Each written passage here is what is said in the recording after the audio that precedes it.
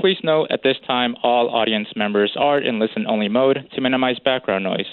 There will be Q&A during this call. If you would like to ask a question, please press pound 2 on your telephone keypad to be placed in the question queue.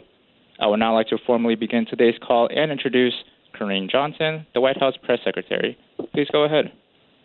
My name is Karine Jean-Pierre, but thank you so much for the intro. I just want to say one thing at the top really quickly, is this to thank the team here for putting this, my team here for putting this together. As you all know, technology can be a little glitchy, so appreciate the team for turning this around. And with that, I just also want to say, please be patient with us. We are going to try to make this the White House press briefing as smooth as possible. So really appreciate all of your patience. I have a couple of updates on the president's week ahead. So tomorrow, President Biden will host congressional leaders from the Senate and the House, along with key committee leaders and ranking members at the White House to discuss the critical importance of his national security supplemental request. So we will certainly have more to say about that meeting tomorrow, so please stay tuned.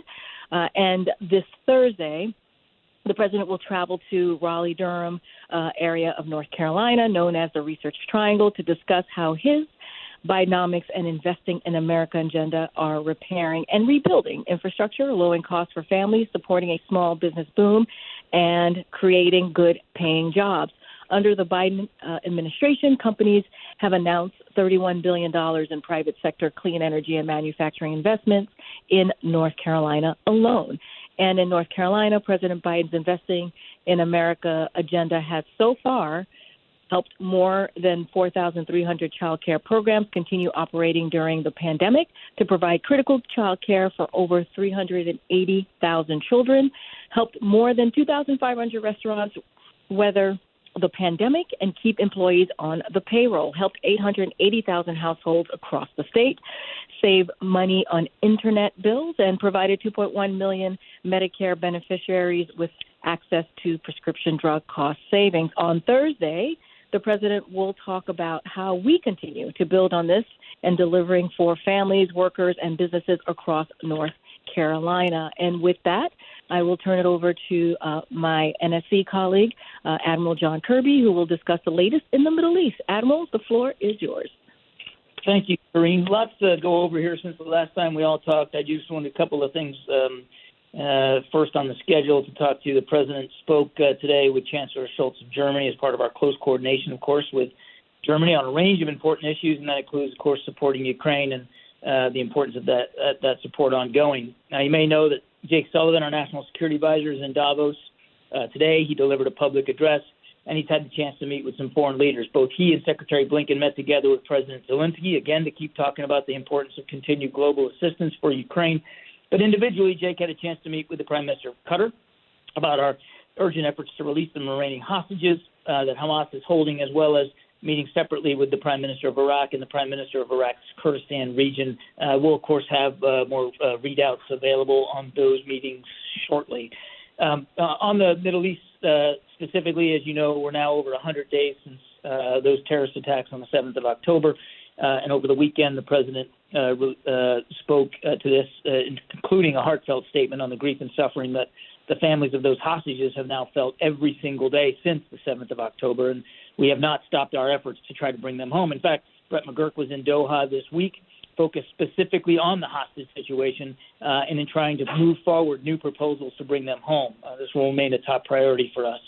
Meanwhile, this weekend, Hamas released videos of 3 hostages, including one young woman who was supposed to be released in the original deal, but at the last minute, Hamas refused to do so, saying that it would hold young women hostage in direct violation of the deal that they had negotiated. And then they later released a video showing the remains of 2 other hostages, a reminder of their cruelty and barbarism.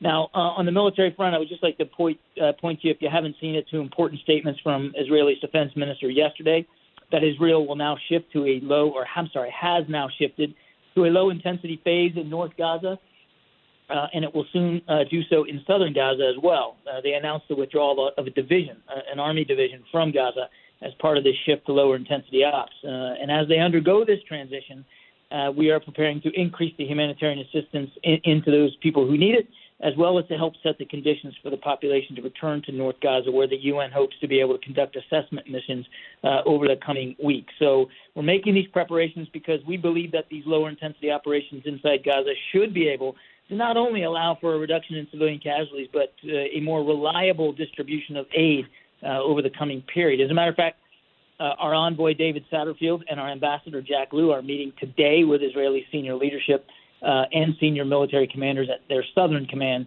to discuss all these issues. And then just lastly, again, on the humanitarian crisis, the images coming out of Gaza continue to be heartbreaking and painful. As the president has said, every innocent life lost is one too many. We don't want to see any more civilian casualties. Now, Israel, of course, has a right to defend itself. But Hamas also continues to be an active threat to Israel, and its leaders have vowed to repeat the attacks of the 7th of October again and again and again. Just yesterday, Hamas took credit for the brutal murder of an Israeli grandmother who was stabbed to death in a car. But again, we've encouraged Israel, particularly now as it shifts to this new phase, to do so in terms of their operations as surgically and as precisely as possible to minimize those casualties. And we're also at the same time focused on increasing the flow of trucks into Gaza. I'll end with this, and that's that just today we were able to get 228 trucks into Gaza over those two crossings. Again, not enough, but we're trying to keep the level at above 200 if we can. Now, a big hindrance to that, of course, is the fighting itself, which is why the Israel defense minister's comments about switching to lower intensity operations could have a dramatic effect on our ability to do that. And with that, I'll turn it back over.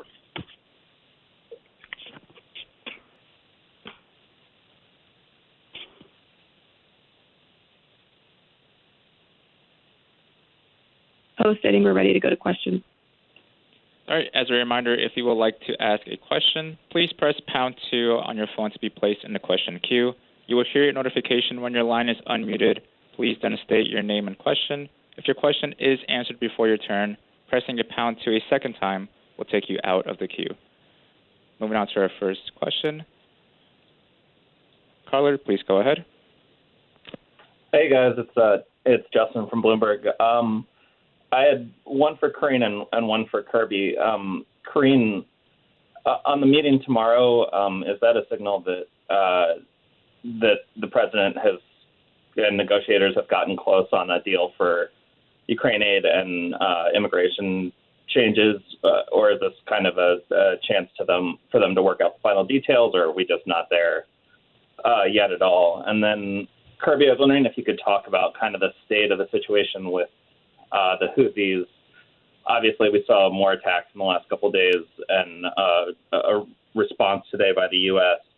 Is this a signal that the first round of strikes by the U.S. and the U.K. didn't achieve their desired effects? Are you looking at all at kind of expanding our effort to a new target set, using special forces at all, any sort of expansion, or do you still kind of see this as headed in the direction that you had hoped for?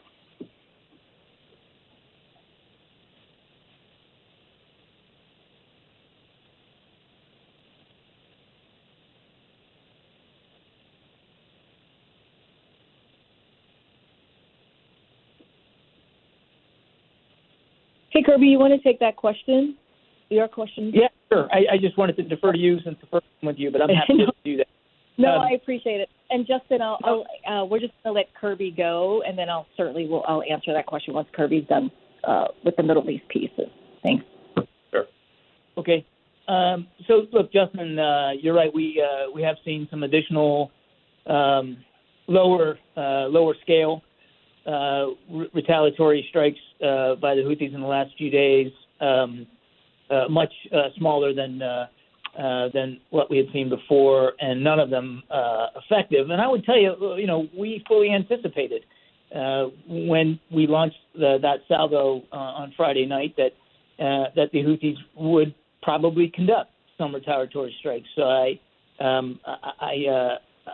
think it's too soon to call this some sort of a trend that would lead us to believe that we didn't have a good effect with those strikes. We believe that we did have a good effect with those strikes in terms of disrupting and degrading their capability to conduct military offensive operations. As for what the next turn is here, I won't get ahead of potential military operations one way or the other.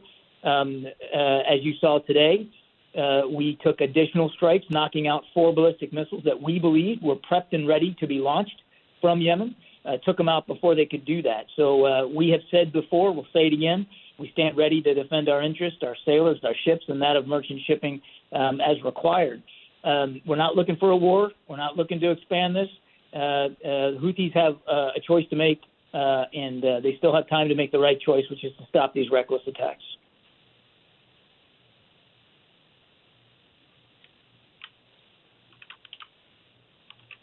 Host, we're going to go to the next question. We'll come back around to questions for Karine after Kirby's portion. All right, moving on to our next caller in queue. Steve Holland with Reuters, please go ahead. Hey, John, you mentioned the Brett McGurk in Doha on hostages. Could you give us any details of that? Is he seeking a pause in the fighting in exchange for hostages? How close are they to a deal? What's going to happen? And you mentioned that the Israelis have shifted to a low phase in northern Gaza. What are the prospects for that taking place across all of Gaza? Thanks, Steve. So on a new hostage deal, what I can tell you is that we're working on this very, very diligently. That is why Brett was in Doha this past week. I don't want to get ahead of where we are, but we are having, I would say, very serious and intensive discussions in Qatar about the possibility for another deal. Obviously, I want to be careful. I don't say too much publicly here as we have these talks, but we're hopeful that it can bear fruit and bear fruit soon, because there's still over 100, about 140 hostages still being held. As for your question about whether their shift to lower intensity operations can, how fast that will spread across Gaza, that's really not a question I'm qualified to answer. The Israeli Defense Forces are much better to speak to that. They just announced yesterday, as I said in my opening statement, the removal of a division, a full division of Army troops from Gaza. We think that's a positive step forward in terms of getting to lower intensity ops.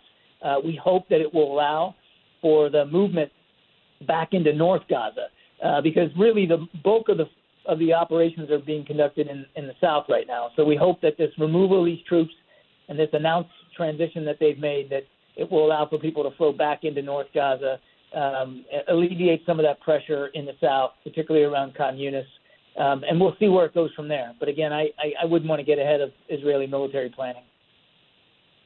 Thanks, John. Yes, sir. All right, moving on to our next question in queue.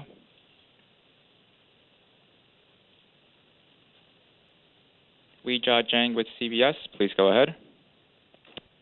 Hi there. Thank you guys for doing this, and thank you, Kirby. I have a question about the continued attacks in the Red Sea. So you said today that you've seen that they are smaller in scale. Today, obviously, the strike on the Maltese carrier did not result in any injuries. Can you verify how many injuries have been reported in these now 30-some attacks on commercial vessels? And if it's none, can you help me understand, if these are missiles, how there haven't been more injuries? I imagine the crew sizes are small, but when I hear missile strikes, I expect there to be more injuries. So if you could just help me process that. What I'll do is I'll take your question and see if we can get a better answer, maybe from Central Command. I don't have a list of casualties from these merchant ships. That's not the kind of thing. I don't think we're centrally tracking that, but don't take that to the bank. Let me talk to CENTCOM and see if they've got some sort of figures for you. You're right. I mean, I would a couple of things here. Number one, most of these missile attacks and drone attacks have been ineffective. You're right. There was a hit today, but no injuries caused, no real significant damage to the ship, by the way. Most of the attacks are knocked out of the sky before they can get to the targets. And a good many of these missile and drone attacks have simply missed, particularly the ballistic missiles. just fallen harmlessly into the water without hitting a ship. So that's one reason why I think the numbers haven't been dramatic. Number two, you named it. I think it's a fair point. I mean, a lot of merchant ships today don't have large crews. It's not like a Navy ship where you'd have hundreds of sailors aboard a destroyer or thousands aboard an aircraft carrier. These large merchant ships, there's a lot of automation, and they simply don't have big crews. That's probably one reason as well. And then they're very big ships, and so even if one were to take a hit like the one today, depending on where it is struck, may have little to no impact, or certainly a not a significant impact on that ship's ability to continue to transit safely. So again, they're very big ships.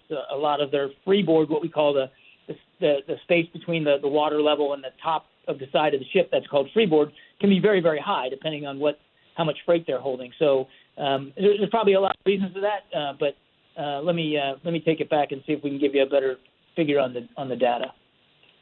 Okay, so given what you just said, Kirby, and given the fears of escalation that the conflict will expand, can you explain why the retaliatory strikes are still worth it? Our retaliatory strikes or theirs? The U.S.'s and our allies. Essentially, if their strikes aren't really having that much of an impact and they're not causing injuries, and there is a concern that, retaliatory strikes will widen the war, just, why is it still worth it? Except we believe by taking away some of their capability, degrading that capability, which we think we did on Friday, it can have an impact on the effectiveness of future strikes. By taking away, degrading some of their capability, certainly makes it harder for them to conduct these strikes. And just because there hasn't been a catastrophically successful one yet, thanks to a lot of great work by the U.S. Navy and allied and partner navies, doesn't mean that we can just turn a blind eye and sit back and do nothing. We want these attacks to stop. We warned the Houthis not to conduct them. They continued to conduct them. So we took action on Friday night to more significantly degrade their capability to do that. And as we've said before, while we won't telegraph future punches, we're not going to hesitate to take further action if needed. Thank you. Yes, ma'am. All right, moving on to our next question in queue. Zeke Miller with AP, please go ahead. Thanks for doing this. On Friday, the president said that he believed the Houthis were a terrorist organization. I was wondering, John, if you give us an update on if there will be an FTO redesignation. And then separately, do you have anything on these reported Iranian strikes inside Pakistan? Is the U.S. believe that those increases the risk for a broader regional escalation? Thank you. Zeke, nothing to update yet on the FTO designation. As I said earlier, we're still reviewing that process, or we're still in the process of reviewing it. No decisions made, so no updates for you. I'm not aware of Iranian strikes into Pakistan. Are you talking about their strikes in near Erbil in Iraq?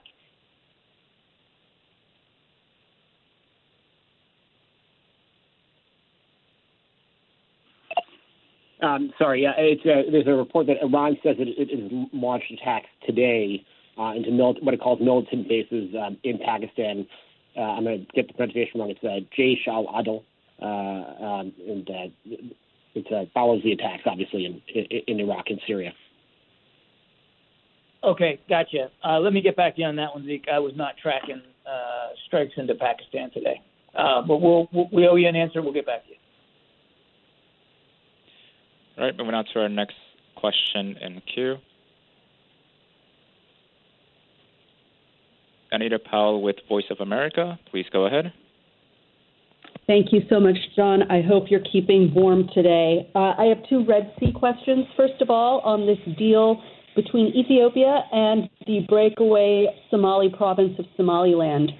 Does the White House see this as a threat to U.S. national security, especially in light of recent troubles in the Red Sea? And what can or will Washington do to calm the situation? And then just going back to something you said about the Houthis, how we're not looking to expand this conflict, how do you square that with the mission of degrading their capabilities? I mean, how is that not expanding this conflict? So on the second question, I mean,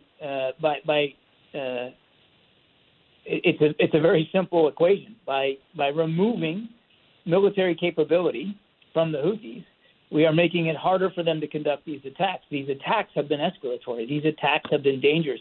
These attacks have affected merchant shipping in the Red Sea, one of the most important international waterways around the world.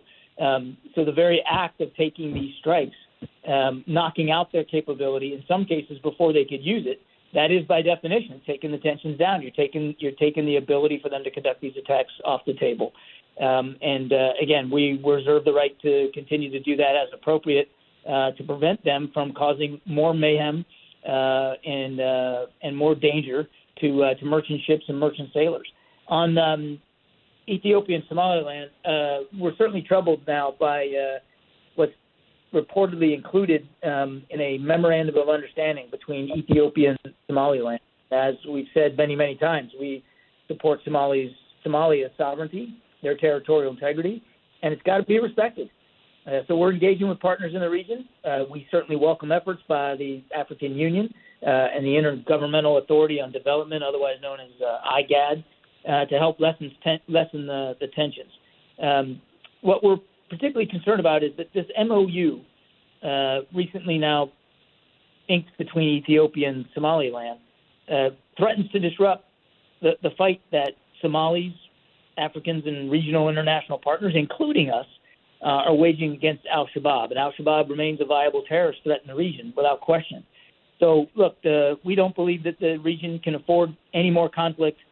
We don't think this MOU is moving us in the right direction. And we'll keep raising that not only with partners there in the Horn of Africa, but also elsewhere.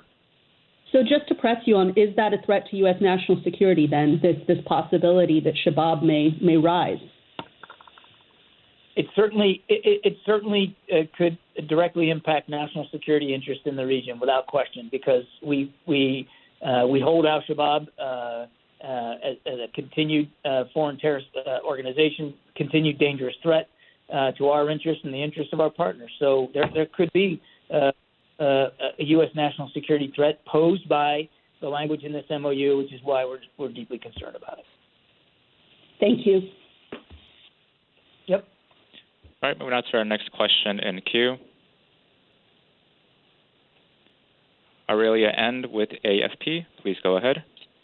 Hi, thanks so much for taking my question. I have two questions about Ukraine. The first one is a pretty simple one. Can you say that as of now there is no U.S. assistance anymore going to Ukraine, that it's de facto over? And second question, can you give us a sense of the conversation Jake Sullivan had with President Zelensky in Davos? What were the concerns he raised? What was the message, etc.? Thank you so much. On your first question, our last security assistance package was authorized on the 27th of December. Now, I would have to refer you to the Pentagon to talk to you about each of the items in that package and where they are in the shipment process. I don't know if every single thing in that package has actually arrived in Ukraine. As you know, sometimes it takes as little as a few days. Sometimes it takes a couple of weeks or more for material to get to Ukraine. But that was the last one. There isn't another one in the works right now or being scheduled for announcement or delivery. We meant it when we said it at the time that was the last one for which we had replenishment authority, and there's not another one in the works right now. And that is why it's so important for us to get this national security supplemental funding for Ukraine so that we can keep that aid going, as is clear that the Russians continue to want to strike civilian infrastructure and continue to carry on the war inside Ukraine. I don't have anything more on the specific discussion with President Zelensky. I think the State Department put out a readout of that discussion since it was Secretary Blinken, who had that meeting with President Zelensky. Jake was certainly in attendance, but they did talk about the importance of, continuing the global assistance to support Ukraine, and of course they also talked about what's going on the battlefield, how Zelensky sees the effort, and as you know, he was also in Davos, Zelensky, talking about this peace formula of his. So that too came up, the idea of trying to help operationalize and internationalize the peace formula that President Zelensky put forward. But again, I'd point you to the State Department readout for more.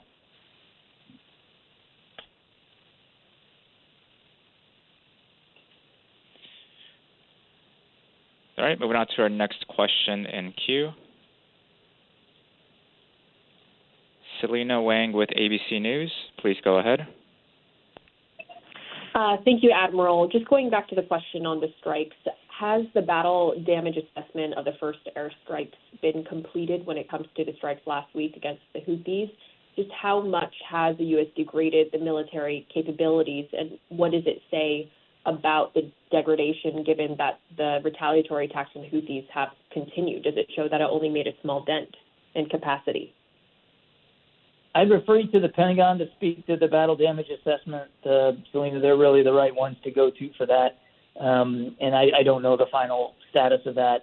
As I said earlier, even before we conducted these strikes, we had every expectation that the Houthis would still maintain some capability and would probably retaliate in some form or fashion.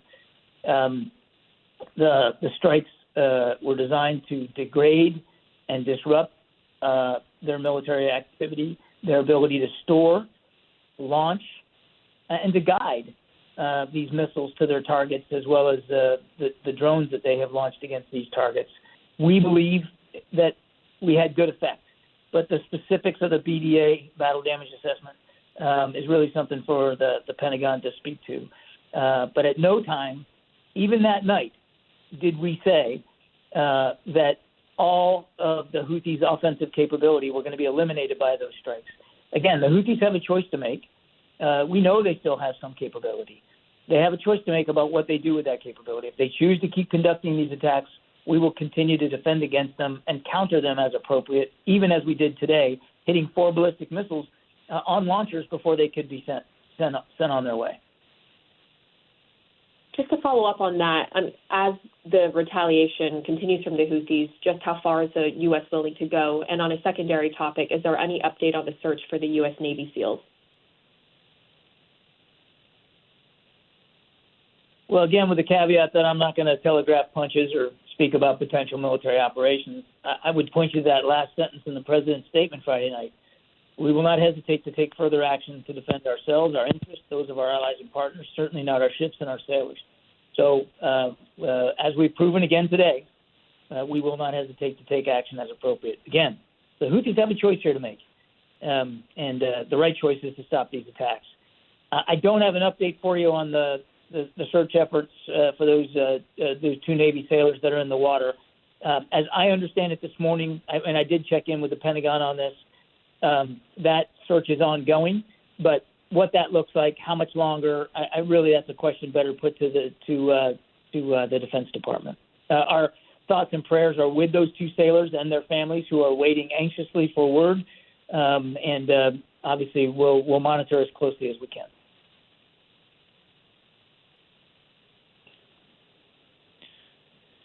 All right, moving on to our last question.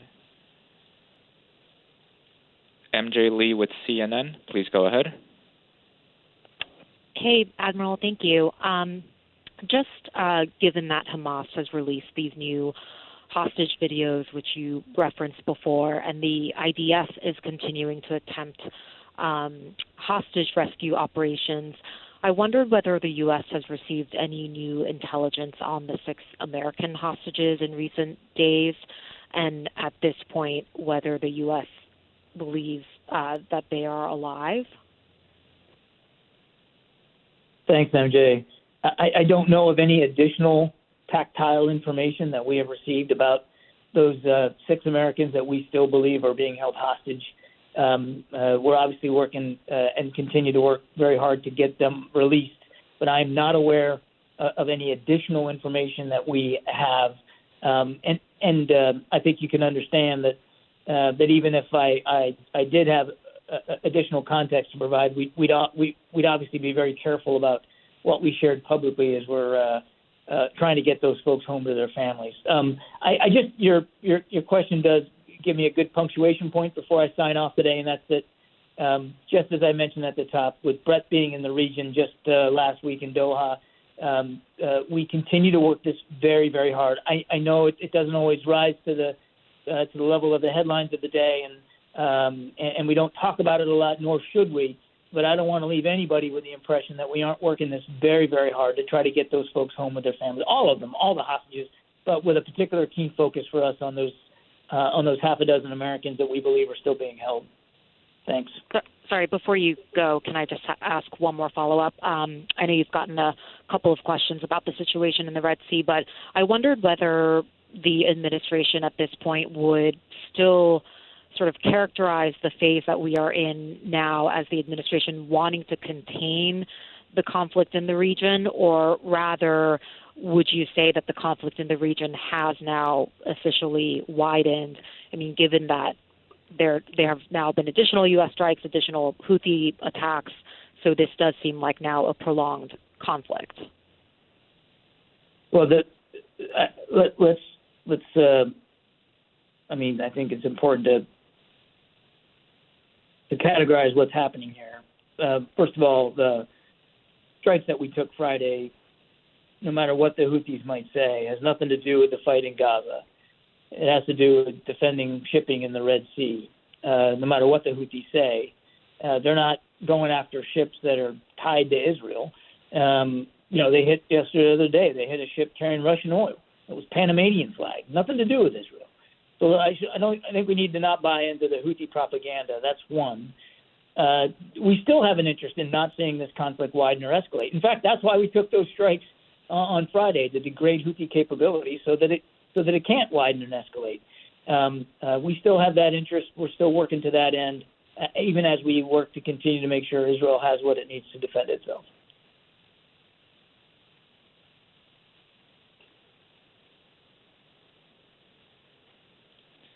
All right, I'd like to hand this back over to Karine, but before I do, if you would like to ask a question, please press #2 to be placed in the question queue.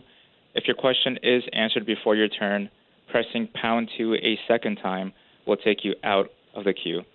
Karine? Fantastic. Thank you so much. And Admiral, thank you for your time. Appreciate you being on the call with us today. And also, guys, I know this is not the best, but we wanted to make sure folks didn't have to come in today with this weather, and hopefully folks are safe at home or wherever you are, being safe today with this weather.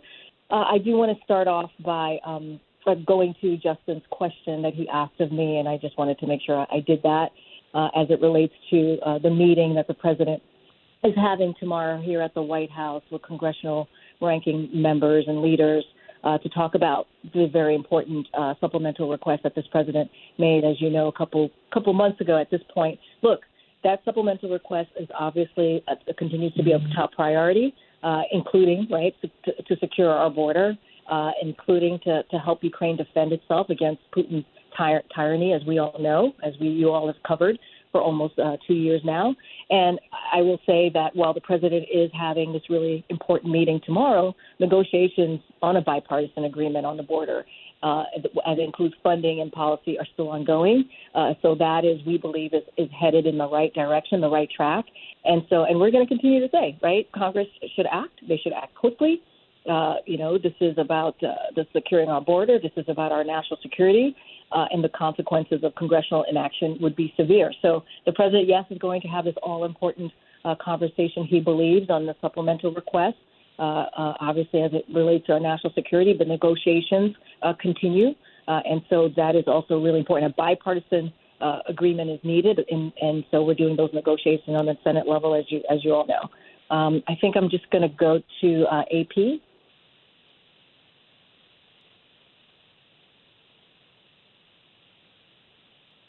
I don't know if that's Zeke or somebody else. Thanks, Karine. It's Zeke.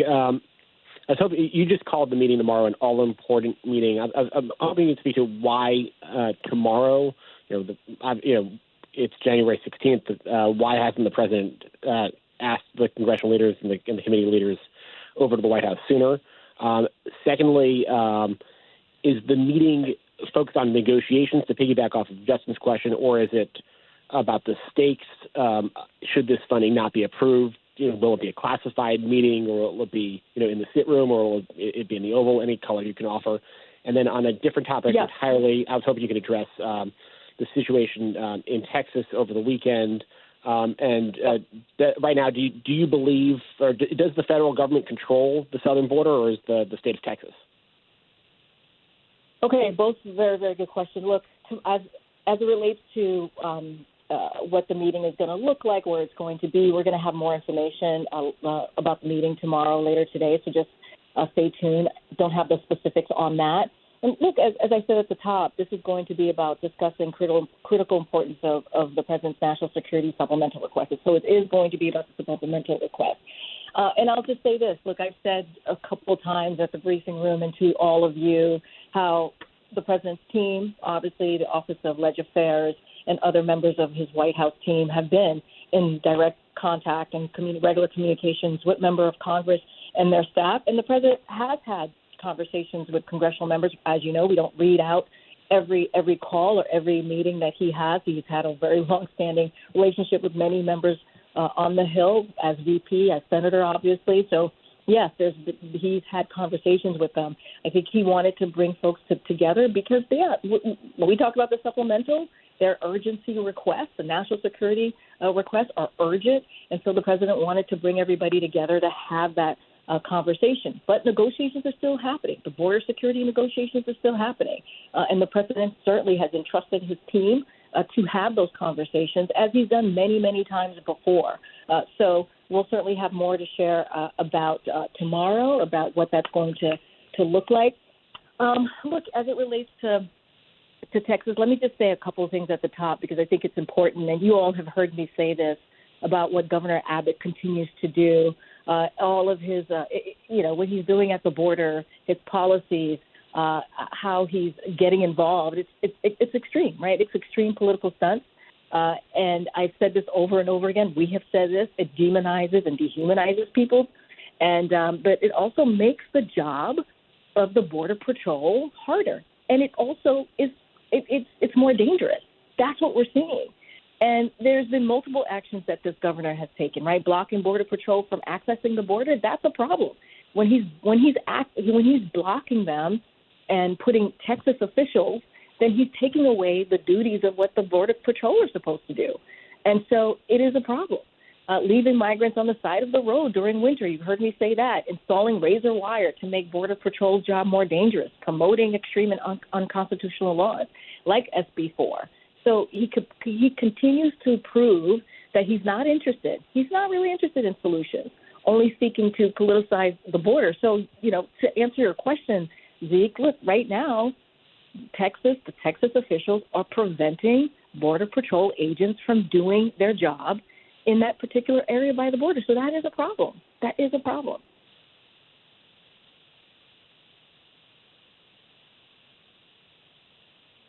Just waiting for the next question again.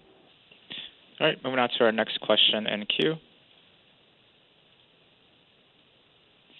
Steve Holland with Reuters, please go ahead.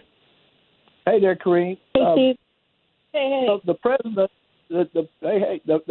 told us on the South Lawn on Friday that he was in favor of significant alterations on the border. Could you fill that out? What is he talking about there? And are they going to get into this level of detail in their talks tomorrow? And then I just had a second thing. Did the president watch any of the Iowa coverage last night? Did he make any observations about it? All right, so a couple of things. I'll start with your first question first. Look, the president has said, and we've been saying, that we need a bipartisan agreement, right? We need a bipartisan agreement to deal with what's happening at the border. There's been detailed, specific conversation happening in the Senate with both Republicans and Democrats for the past several weeks through the holiday, obviously, and that continues. We think they're going in the right direction, and those conversations are focused on funding and also on policy. Yes, the president believes that we're going to have to really, in order to have a bipartisan agreement, you have to make, changes. I'm not going to get into what those changes are, how severe or specific or however we want to describe it are at this time. But those conversations are happening. We believe it's going well, and we want to see a bipartisan agreement. Look, we understand, the president understands that this what we see at the border, the immigration system more broadly, has been broken for decades.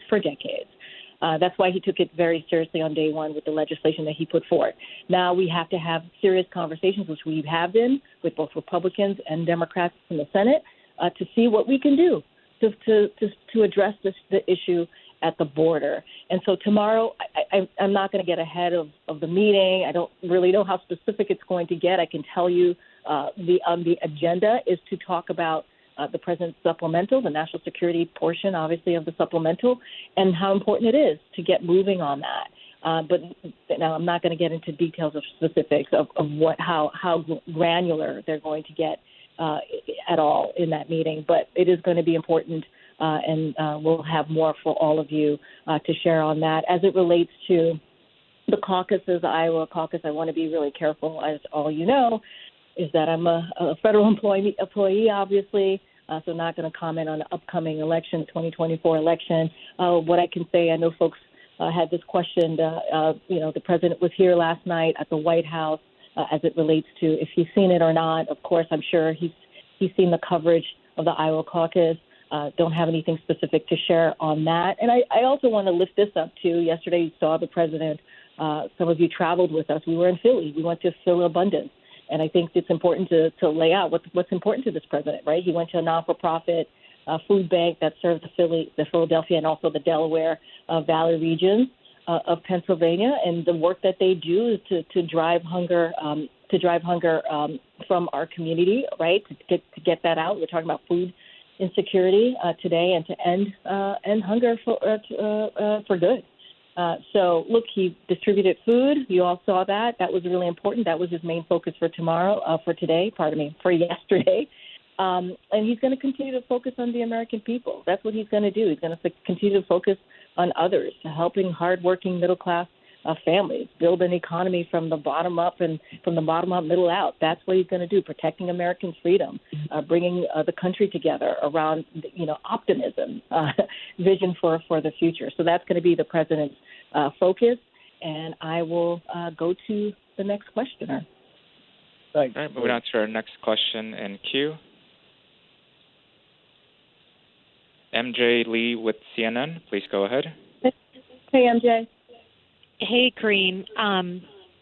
Just on the Iowa caucuses last night, what, if anything, I know that you are not going to get into details, but just generally speaking, what, if anything, did the president make of the results that showed that the majority of caucus goers said they don't believe that his win in 2020 was legitimate? And if you can't speak to the president's reaction to that, can you speak to the reaction to that from, yourself or other White House officials? So, here's what I'll say, because we've talked about this before from the briefing room. So it's not, this is something that deals with 2020, so I can actually speak to this. Look, the president is going to continue to stand against conspiracy theories, right? And we know what you just laid out to me about how people feel has been debunked, right? It has been debunked by federal judges who are Republican judges. Other officials have debunked that. We had a very free and fair election. That's what we know. That is the fact. And it's important to state that. It's important to be clear, very, very clear about that. Look, I can say this, I can say that the president, is going to, as it relates to how he's moving forward, not focus on the 2024 election. He's going to continue to stand against dangerous personal revenge schemes and conspiracy theories that have cost. Let's not forget, these dangerous conspiracy theories have cost law enforcement officers their lives, and that is what we saw on January 6th in 2021. It was an attack on our democracy, and it was because people believed, the insurrectionists, the mob, more than 2,000 people who showed up at the Capitol, believed the conspiracy theories that they were told about this election, and it cost officers their lives. And that is incredibly dangerous. Our democracy was under attack. Again, a very scary moment in our history, a dark time in our history. You heard the president talk about this very recently when he was in Valley Forge. And so, look, we have to speak out about that. We have to be very clear-spoken about those types of conspiracy theories. We have to speak against them. And so I'll just leave it there. Moving on to our next question in queue. Annie Linsky with Wall Street Journal. Please go ahead. Hi there. Annie. Hi there, Karine. I wanted to ask about the news over the weekend that John Kerry is departing his post. Could you tell me whether or not the president plans on replacing him, and what you believe he accomplished in that role, and anything more about why the president agreed for him to leave now at this particular moment? So, look, a couple of things, because I've gotten to know the Special Envoy Kerry and obviously former Secretary of State Kerry, and I know that the president appreciated everything that he was able to do in the past 3 years. So just I can just put it on the record, I can confirm that in the upcoming months that Special Envoy Kerry will leave the administration, as I just stated, after 3 years of service. And let's just to talk about his tenure for a second. He was able to deliver with the leadership, obviously, of this president, the most ambitious climate agenda in history. When you think about restoring America's leadership on climate around the world, implementing the largest investment in climate ever, putting us on track to cut emissions in half by 2030. I can't speak to. I know folks have been wondering what Secretary Kerry is going to do next. I certainly can't speak to that, but certainly we'll be sure to keep you posted. Look, as far who's going to be next, I certainly don't have any personnel announcement to make at this time. But our work, the work that he started, the work is going to continue. The work to address the climate crisis will continue. Let's not forget what we were able to do just last month. We announced a rule that's going to cut methane emissions from oil and gas operations by nearly 80%, I believe, and that's a huge announcement. That's incredibly important. But the president is incredibly thankful to Secretary Kerry. It is his personal decision to leave, so certainly not going to speak to that. But look, we got a lot done. We got a lot done in the 3 years. The president, when it comes to climate change, the president has had the most aggressive agenda than any other president before him on getting things done and getting to a place where we're dealing with the climate. Thanks for your question, Annie. Thanks. All right, moving on to our next question in queue. Selena Wang with ABC News. Please go ahead. Hey, Selena. Hey, Karine, thanks for doing this. I know you can't speak too much about it, but is there anything else you can say about the president's view about Trump's resounding win in Iowa? He was asked yesterday about why he felt compelled to seek a second term, and he said, quote, the things that Trump is saying, he means them, he's running to get revenge. Just wondering if you can elaborate on what the president's thoughts are. Look, and I think you're speaking to the interview that the president did on yesterday, obviously on Dr. Martin Luther King Day with Reverend Al Sharpton. He called into his radio show, and I know it's been previewed on one of the cable networks, what the president said. And so the president, appreciated that conversation, had a really, I think, thoughtful conversation about what he's thinking moving forward. Obviously, I can't get into specifics on that, but I would certainly refer folks to what the president laid out as it relates to why he's running and why he's decided to run and how he views this next several months. So I'm not going to get into that. You could hear it for yourself in his own words. But look, I'll say this, and I kind of said this before, right, which is what the president's going to stand against. It's going to stand against dangerous personal revenge schemes, right? The president's going to stand against conspiracy theories, right? The president is going to continue to fight for the freedoms of Americans across this country. We see what they're trying to do, what Republican elected officials are trying to do as it relates to abortion bans and how dangerous that is to women and their health. And the president, in the meantime, the president's going to continue to lead with obviously with leadership and putting American people first and bring people together in a way that benefits everyone. That is what the president's going to continue to do, and not putting yourself first, or putting yourself above everyone else, or fomenting hate, or selling out working people to rich special interests, or taking away freedoms, as I just laid out. That's not what the president's going to do. He's going to be completely the opposite of that, as he's been doing for the last almost 3 years, and that's the president's goal.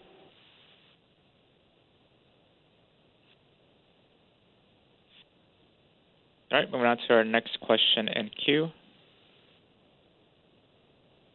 Joey Garrison with USA Today. Please go ahead. Hey, Joey. Hey, Jojo. Doing well. How about yourself? Has President Biden spoken to Secretary Austin since his release from the hospital yesterday? And are there any plans for the two to meet in person now that he is out of the hospital? Thank you. No, good question. Thank you for the question. Look, we're happy to hear of his discharge.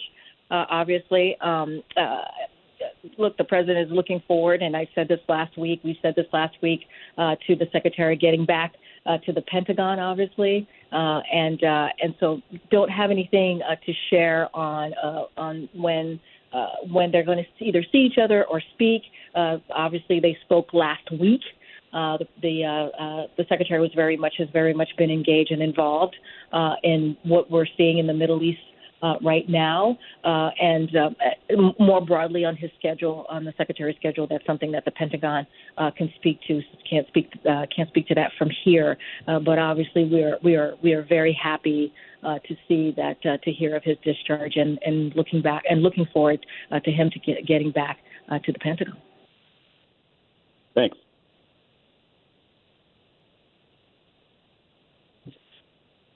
All right, moving on to our next question in queue.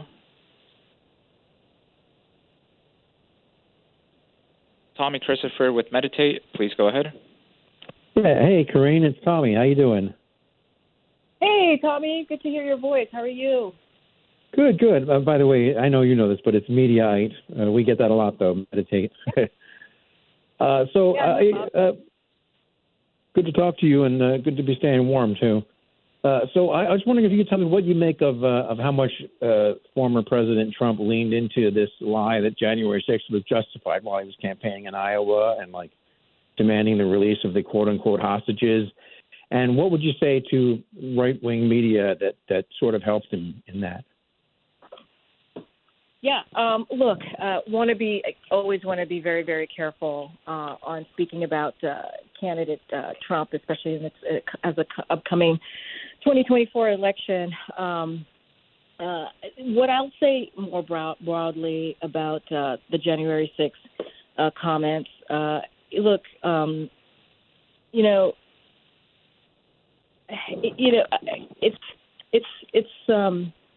it's basically what the president said in Valley Forge, right? The president said this over and over again about January 6th and how dangerous it was, right? And how we had to watch, insurrection, essentially, 2,000 angry mobs because they believed what the former president said and thought that they can turn over elections. That's what they were doing. That's what they were doing at the Capitol on that day. And so I said this a couple of times. I've said that the president has been very clear. He's going to stand against these types of conspiracy theories. Let's not forget officers died, right? Police officers died on that because of the injuries that they sustained on that day. They were attacked on that day by these folks who were trying to take over the Capitol. And so we have to be very clear about what happened on that day. We cannot forget about what happened on that day.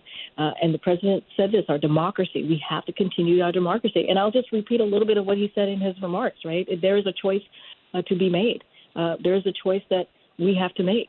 right? In our country, we have to make a choice, and that choice should be standing up for our democracy, which is what the president's going to continue to do. As far as this comment on hostages, want to be really careful there as well. Don't want to comment on any DOJ investigation or legal process. But as you've seen, American Veterans Note, it's grotesque and offensive. It is offensive to compare those convicted of assaulting cops and attempting to overthrow the American government that veterans have died defending for innocent Americans, innocent Americans like in Israel, Israelis and people of other nationalities who were abducted. Right, they were abducted by Hamas on October 7th, and so it is. I'll just keep it there. It is something that I want to be mindful to speaking to, but that is. It is incredibly grotesque and offensive. And anything for right-wing media? Say that. Who shall remain nameless? Look, it is our responsibility, and I know you all know this, as it relates to reporting and I don't know, separate from the election, right? If you think about what we saw on January 7, 2021, on the front page, right, the front page coverage, that so many brave reporters, right, if you think about it, risked their lives to give the country the information that they needed. And that hard-won coverage exposed the brutal, unprecedented assaults on our Constitution, on the law enforcement, on American democracy itself. And so I think it's really important that, we lift up what these brave journalists and reporters are doing. And it is, I would say this, it is an insult to those who lost their lives and to, the selfless reporters who put everything on the line to show us the true stakes of that moment, and who are tirelessly investigated afterward to help anyone who were putting out grotesque lies about the attack on the Capitol. And so I'll say that and just kind of lift up the work of reporters who literally risked their lives on that day to make sure the American people had the truth. Thank you, Karine. We should do this again sometime. Definitely. Thanks, Tommy. All right, moving on to our next question in queue. Lynn Sweet with Chicago Sun-Times. Please go ahead.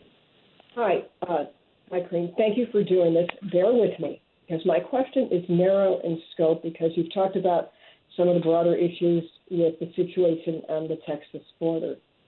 Governor Pritzker of Illinois and Chicago Mayor Johnson are pleading with the federal government for more interior coordination at the border. Governor Abbott dealing with the migrants who Governor Abbott wants out of Texas. So let me concede in this question that he is going to continue to send migrants out of Texas. So my question is, why can't the federal, or why isn't there more federal action regarding interior coordination among where the migrants go at the border? Because right now it's not left to the federal government. It's left up to Governor Abbott to send migrants to the cities, and they're to the cities of his choosing. Why does Abbott, not the federal government, get to decide? So let me just say a couple of things. What Governor Abbott is doing, and I said this earlier when I was asked this question, I believe by Zeke from the AP, that what he's doing is a political stunt, and it's doing is it's not making communities safer for certain, and it's also it's demonizing and certainly dehumanizing people, and we've called that out. We've been calling that out, what his actions are doing. And as you know, I was asked earlier about unfortunately, the 3 migrants that died, that drowned recently. And so it is unfortunate that we're seeing that. And that's also, I mean, there's so many parts to this question. That's also why you're seeing a bipartisan conversation happening in the Senate. It's been happening for some time with Republicans and Democrats. We think it's heading in the right direction. We believe we need a bipartisan agreement to deal with the policy components and also the funding components, obviously, of immigration that's been broken for some time, for decades now. So those are actions that the president has taken, obviously, with his team to get something done, to get border security, changes or deal, I should say, done. And so that's really important. As it relates to the cities, look, a couple of things that I can say there is last year in 2023, this administration, in collaboration with states and cities just across the country, what they were able to do is launch a one-stop shop clinics so that they can help eligible non-citizens get work permits and decompress the respective shelter systems, which is incredibly important, and that's what you all have been reporting. Some of you have been reporting around. And to date, these clinics have served more than 10,000 people. And in addition to that, our administration, the president's administration, was able to provide more than $1 billion in grant funding for jurisdictions who are hosting these migrants that are arriving.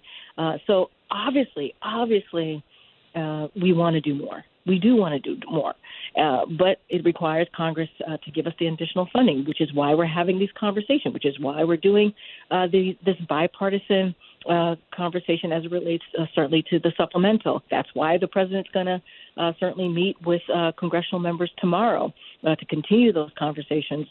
So we want to continue to collaborate with these cities and states, obviously, across the country, but we have to have Congress act as well. All right, moving on to our next question in queue. Rija Jain with CBS News, please go ahead. Hey, Rija. Thank you. Hi, Karine. Hi.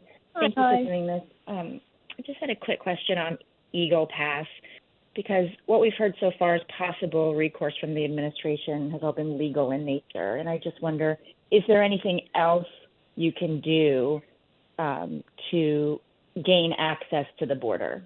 Thank you. No, it's a good question, and I appreciate all these questions, but there's about the border in particular because they're very important. The Border Patrol, they have to have access to the border. They have to in order to enforce our laws.